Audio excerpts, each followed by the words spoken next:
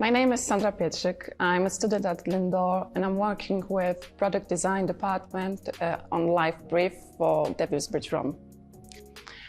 We had 4 different briefs to choose. I went with the one I liked the most, ready mixed drink.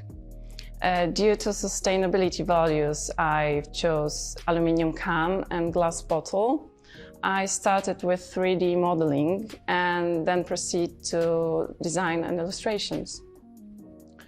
I've presented my work to my peers, lecturers and Devil's Bridge CEO. I was excited to find out that my design had been selected to progress to the next stage. As a part of the project, I had the pleasure to work with an external branding expert.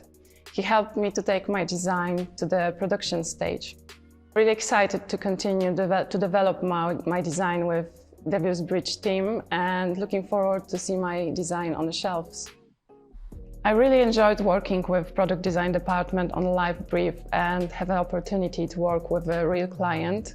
I chose Glyndŵr University because I have a child and part-time job and traveling just wasn't an option for me.